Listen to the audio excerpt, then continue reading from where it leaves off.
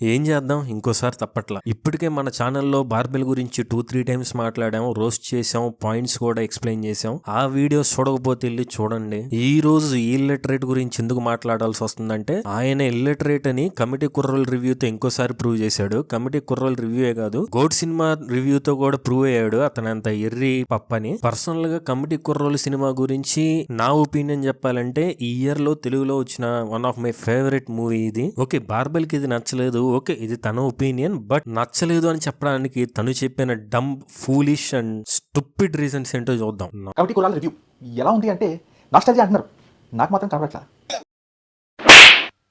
Nostalgia కనబడలేదంట. అసలు నువ్వు cinema చూసి రివ్యూ ఇచ్చావా, ట్రైలర్ చూసి రివ్యూ ఇచ్చావా? నువ్వు ఎవరి, నీ స్టోరీ నాకు ఎందుకు? అదే పెట్టిన ఫస్ట్ 2-3 సెకండ్స్కే ఆ అటెన్షన్ గ్రాస్ చేయాలి.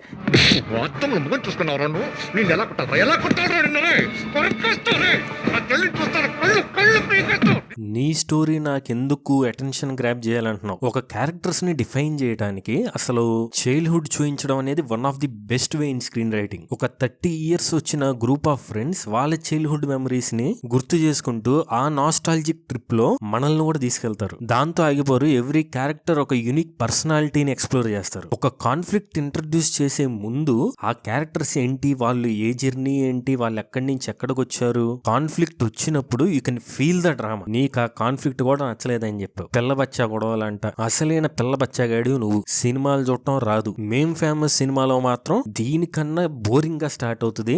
అది నీకు ఎందుకురా వీళ్ళ స్టోరీ అనిపించలేదు, ఆ సినిమా సూపర్ ఎంజాయ్ చేశా అని చెప్పావు. ఏంటి కమిటీ కుర్రాల సినిమా టీం నుండి పేమెంట్ అందలేదా? ఎవరి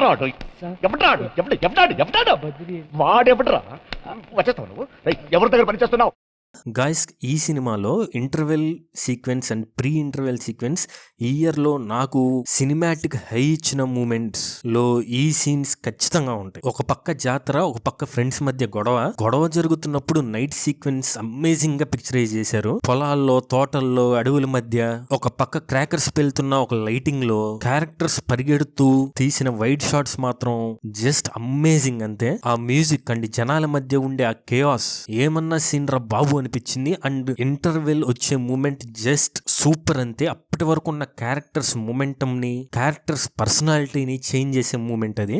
ఈ బార్బెల్ సెకండ్ హాఫ్ లో క్యారెక్టర్స్ అందరూ కలిసి ఒక క్యారెక్టర్ ని వాళ్ళ ఊరు తీసుకురావడానికి చేసే జర్నీ గురించి అండ్ అక్కడ వచ్చే సీన్స్ గురించి చాలా వల్గర్ గా మాట్లాడాడు, ఇన్సల్ట్ చేశాడు సీన్స్ ని. అక్కడ వచ్చేసి ఒక క్యారెక్టర్ కి చాలా పర్సనల్ మూమెంట్, అలాంటి పర్సనల్ మూమెంట్ మనం మన పర్సనల్ మూమెంట్ అనుకుని ఫీల్ అవుతాం. అంత ఎమోషనల్ సీన్ అది. అలాంటి సీన్ ని కుళ్ళు జోకులు వేసుకుంటూ ఎక్కిలిక్కిలిగా మాట్లాడు. అసలు ఏ చెప్పుతో కొట్టాలరా నిన్ను?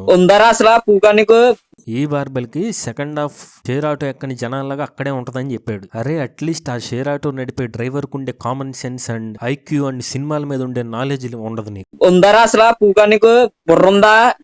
ఒకడేమో just good watch for weekend అంటాడు, ఒకడేమో మరీ అంత ఇంట్రెస్టింగ్ గా లేదు, బోరింగ్ అంటాడు. నువ్వేమో అసలు సినిమా చూసి రివ్యూ ఇస్తున్నావో ఏంటో కూడా తెలియట్లా.